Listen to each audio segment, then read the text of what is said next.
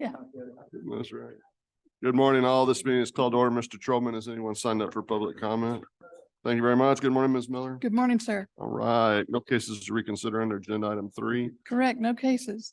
Let's look at tax liability cases under agenda item 4. I don't think we have any tax cases on docket 41. Correct, no cases. No fair housing cases? None, sir. No child labor cases? No, sir. How about wage claim cases? None pulled for discussion, but you should have received the wage claim short form dissent list for docket 41. I move we accept staff recommendations on the remaining wage claim cases on docket 41. No, I second the chairman's motion, except for the cases on which I'm dissenting is reflected in the wage claim short form dissent list for docket 41. I concur with chairman's motion, except for those cases on which I am dissenting is reflected on wage claim short form dissent list for docket 41. Motion passes with the exceptions noted. Thank you. Thank you. Let's move to agenda item 8, consideration of unemployment insurance cases on docket 41. Please proceed when you're ready. Case number 2974100, Commissioner Trevino. The AT decision is not supportable. The record was not clearly developed in this case. However, the claimant stopped working and receiving wages when he was personally ill and had to be quarantined, as suggested by his doctor due to COVID-19. Under these circumstances, the separation was not disqualifying. Reverse the AT, no voluntary leaving, bill reimbursing employer, void adequate response. We should modify the appeal tribunal decision. The claimant resigned because he lacked the necessary child care for his children. Since the claimant quit for personal reasons when continued work was available, the claimant separation was a voluntary quit without work-connected good cause. As such, we should modify the AT decision, voluntary leaving, reimbursing employer not billed, sever adequate employer response. Modify the AT, voluntary leaving, reimbursing employer not billed, sever adequate response. Short form dissent and memo requesting a PUA referral. Have your short form dissent and we will send the memo. Thank you. Case number 3253923, Commissioner Demerson. The AT decision is not supportable. The commission decided on docket 17 that the employer's appeal from the initial determination was timely. Concerning the timeliness of the employer's response to the notice of maximum potential chargeback, NMPC, the employer's business was closed due to the pandemic at the time that the NMPC was mailed, and the employer did not receive the notice. The company responded promptly once it received notice of the chargeback issue. With regard to the issue of the chargeback, the employer's account should be protected from chargeback because the employer gave undisputed testimony that the claimant was fired on March 26, 2019, due to a violation of the employer's policy and that she was not eligible for rehire. That is sufficient to conclude that the claimant's work separation prior to the date of her initial claim was for misconduct connected with the work. Accordingly, we should reverse the AT decision. The employer filed a timely appeal and a timely protest to the NMPC, no chargeback to the employer's account. The AT decision should be modified. I do not disagree that the employer's AT appeal and the response to the notice of maximum potential chargeback should be deemed timely. However, regarding the chargeback issue, the employer testified only that the claimant was discharged for violating a policy, but provided no specific information and therefore failed to present any evidence upon which to protect their account from chargeback. Modify the AT, timely employer appeal, timely response to the notice of maximum potential chargeback, employer's account remains charged. Modify the AT, timely employer appeal, timely response to the NMPC chargeback. Short form dissent. Yes, sir, Commissioner. Thank you. Case number 3416340, Commissioner Trevino. The AT decision is not correct. The claimant missed the first AT hearing because of an issue with the cell phone service. The claimant has consistently testified that he missed the hearing due to this service issue, and the claimant's firsthand testimony is more credible than the note entered by a representative to the commission records. Since the claimant was prevented from participating in the hearing by circumstances beyond his control, the claimant has established good cause for his failure to appear at the prior hearing. Reverse the AT, claimant established good cause for missing AT1, resubmit for merits testimony. We should affirm the appeal tribunal decision concerning good cause. Although the claimant alleged cell phone troubles for missing the AT1 hearing, the record shows that the claimant was aware of his cell phone issues well in advance of the scheduled hearing. Since the claimant was not prevented from participating in the AT hearings due to circumstances beyond his control, the claimant did not establish good cause. Concerning the job separation, the claimant quit for the purpose of procuring another job. Since the claimant quit when continued work was available, the claimant separation was a voluntary quit without work-connected good cause. As such, we should affirm the AT decision. The claimant did not establish good cause for missing the AT1 hearing, voluntary leaving, no chargeback. Reverse the AT. Claim established good cause for AT1 resubmit. We will resubmit the case. Case number 3447028, Commissioner Trevino. The AT decision is not correct. The claimant was required to begin reporting to work in person because he fell behind in his work due to an extended medical leave. However, the claimant became ill and was unable to return to the office. The claimant testified that he provided notice to his supervisor regarding his absence on the first day, and that it was prevented from providing notice on the second day due to issues with the employer's email and telephone communications. The claimant attempted to return to work on the third day with the doctor's note, but was terminated. Since the claimant was discharged for attendance issues caused by medically verified illness, and the claimant's testimony established that he only failed to provide notice the second day because he was prevented from doing so by the employer system, the claimant was discharged for reasons other than misconduct connected with the work. Reverse the AT, no misconduct, taxed governmental employer.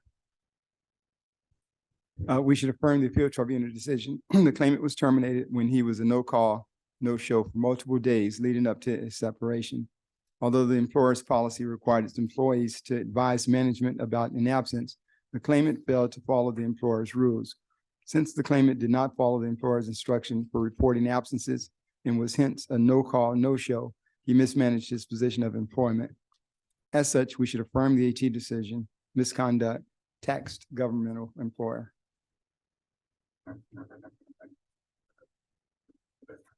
Affirm the AT. Misconduct, tax governmental employer. Short form dissent, ma'am. Yes, sir. Case number 3459304, Commissioner Trevino. The AT decision is not supportable. I agree that the claimant filed a valid claim. The claimant gave proper notice to her supervisor via an online Teams chat that she would be late because her minor child was sick. The supervisor was a member of that chat and received the claimant's message and explanation for the tardiness directly from the claimant. The supervisor responded to the claimant and told her that it was okay and for her to report to work as soon as possible, which the claimant did. Since the claimant's final attendance infraction was due to unavoidable circumstances regarding the illness of her minor child, the separation was not disqualifying. Modify the AT, valid claim, no misconduct, void chargeback. We should affirm the appeal tribunal decision. First, I agree that the claimant filed a valid claim. Regarding the job separation, the claimant was discharged for tardiness without proper notice to her supervisor. Because the claimant had excessive tardiness during her first 100 days of employment and has been counseled about this issue, she was discharged for misconduct connected with work. Affirm the AT decision, valid claim, misconduct, void the chargeback ruling. Affirm the AT. Valid claim, misconduct, void chargeback. Short form dissent, ma'am. Yes, sir, Commissioner Trevino. Case number 3465632, Commissioner Trevino. The AT decision is not supportable. The claimant had not elected to receive electronic correspondence from the commission when this determination was mailed and was not required to regularly check an online correspondence inbox. The claimant did not receive the determination in the mail. The claimant's daughter checks the mail at the claimant's address of record and gives the claimant all her mail. After not receiving information about her benefits, the claimant called and a TWC representative informed her of an adverse determination. The claimant's clear and uncontradicted testimony that neither she nor her daughter received the determination in the mail is credible and convincing evidence sufficient to rebut the presumption of the receipt of the determination, and her appeal should not be deemed timely or should be deemed timely. reverse the AT, timely appeal, and resubmit. We should affirm the appeal tribunal decision because the claimant was not checking her mail and did not remember receiving the determination in question. She has not overcome the presumption of receipt. Thus, because the claimant filed a late appeal, we do not have jurisdiction to consider the underlying merits. Affirm the AT decision. Claimant filed a late appeal, voluntary leaving. Reverse the AT, timely claimant appeal, resubmit. We will resubmit the case. Case number 3487074, Commissioner Trevino. The AT decision is not correct. The claimant was discharged on November 8th of 2022 and was told that her last day would be on November 16th of 2022. Therefore, the claimant was discharged at the time and was given a less than 2-week notice period. The employer testified that the claimant was discharged due to her job performance and that she had received warnings, but there is no evidence that the claimant had ever or was ever able to consistently perform her duties to the employer's satisfaction. Additionally, there is no evidence regarding how the claimant failed to meet the employer's job performance expectations or any specific information offered as a reason for the discharge on November 8th of 2022. Therefore, the employer has failed to establish that the claimant was discharged for misconduct connected with the work. Reverse the AT, no misconduct, chargeback. In the alternative, since it does not appear that the parties were sufficiently questioned regarding the reason for the discharge on November 8th of 2022, I would agree to rehear this case to question the parties regarding the reasons the claimant was informed of her discharge on November 8th of 2022. The appeal tribunal decision should be affirmed. The final incident that led to the job separation in this case was the claimant sending confidential information to her personal email address. The claimant's actions violated the employer's confidentiality policy. In addition, the employer stated that the claimant had already been notified that the claimant's job was in jeopardy. Although the employer notified the claimant of her impending termination prior to the prohibited forwarding of confidential emails, the claimant still had work available to her at the time she violated the employer's policy. Accordingly, the claimant escalated a future termination into an immediate one, and the definitive act that caused the claimant to stop working was her violation of the employer's known policy. In light of being previously notified that her job was in jeopardy, the claimant's action constituted work-connected misconduct. Should therefore affirm the AT decision. Misconduct, no chargeback. Affirm the AT, misconduct, no chargeback. Short form dissent, ma'am. Yes, sir. Case number 3492336, Commissioner Demerson. The appeal tribunal decision should be affirmed. The claimant was aware that smoking was prohibited on campus. Nonetheless, the final incident consisted of the claimant smoking on campus. While the claimant denies doing so in testimony, his fact-finding statements, which were taken closer to the time of the job separation, tell a different story. In fact-finding, the claimant stated that he only thought he would be written up instead of fired for smoking because he was on good terms with the manager. In addition, the claimant testified to not recalling having told the claims examiner that he had been smoking on campus, which is not the equivalent of a denial. While firsthand testimony is given the greatest weight, such testimony has to be credible in order for a party to carry its burden of persuasion. In the case before us, the inconsistency between the claimant's testimony and his fact-finding statements cast unignorable doubt on his credibility and rendered the AT's decision fully supportable. We should therefore affirm the AT decision. Misconduct, no chargeback. The AT decision is incorrect. The employer terminated the claimant based on allegations that the claimant violated the employer's policy regarding smoking on the employer's premises. The claimant denied that he had been smoking on the premises, and the employer failed to provide firsthand testimony regarding the claimant's conduct. Therefore, the employer has not established that the claimant was discharged for misconduct connected with the work. Reverse the AT, no misconduct, chargeback. Affirm the AT, misconduct, no chargeback. Short form dissent, ma'am. Yes, sir, Commissioner Trevino. And that was the last unemployment insurance case pulled for additional discussion on docket 41. You should have received the UI short form dissent list for docket 41. I move we accept staff recommendations on the remaining UI cases, except for the case on which I'm dissenting as reflected on the UI short form dissent list for docket 41. And I second the chairman's motion, except for the cases on which I'm dissenting as reflected in the UI short form dissent list for docket 41. I concur with Chairman's motion, except for those cases on which I am dissenting, as reflected on UI short form dissent list for docket 41. Motion passes with the exceptions noted. Thank you. Thank you. We're gonna take a short recess.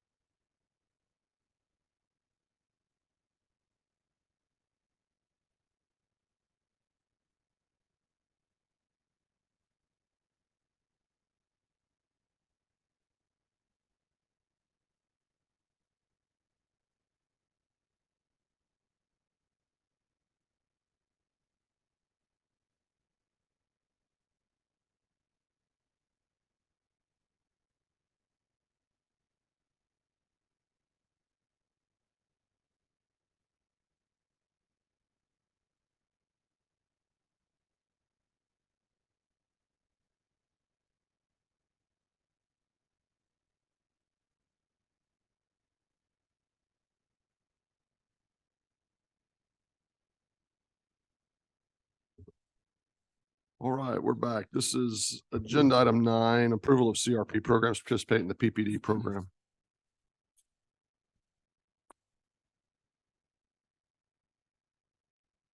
Good morning, Commissioners. Morning. Mr. Townsend. Juan Garcia with the Voc Rehab Division. This morning for your consideration and possible action, we have 7 CRPs that are up for consideration. One is a new CRP that's applying for certification to work with our program. And we also have 6, and that new CRP is Texas Roadrunners out of Huntsville. We also have 6 CRPs that are up for recertification. And they are Andrews Center in Tyler, Kemp County Developmentally Disabled Association in Pittsburgh, David and Ivory Ministers in Houston, Lending Helping Hands to Others in Houston, Liberty Proclaim Ministry in Arlington, and the West Texas Lighthouse for the Blind in San Angelo. Staff recommends the certification and recertification of these CRPs as presented and discussed in the discussion paper. So with that, I can answer any questions you might have. Any comments or questions? So Kemp County Development Disabled Association, that's Pittsburgh, Texas, right? Pittsburgh, Texas, yes. Got it. Okay. No other Yeah. questions? Yeah, no questions. Is there a motion? Mr. Chairman, I move that we approve the certification and recertification of the following community rehabilitation programs for participation in the Purchasing from People with Disabilities program is recommended today by staff. Certification of the Tejas Road Runners nonprofit organization and the recertification of Andrews Center, Kemp County Developmental Disabled Association, David and Ivory Ministries, Linden Helping Hands to Others, Liberty Proclaim Ministry, and the West Texas Lighthouse for the Blind. I second the motion. It's been moved and seconded. The motion carries. Thank you. Thank you. Time is 10:26. Texas Workforce Commission is going into executive session room 250B to discuss the appointment, employment evaluation, reassignment duties, discipline, or dismissal of the executive director, internal auditor, executive staff, or other personnel pursuant to Texas Government Code Section 551074A1.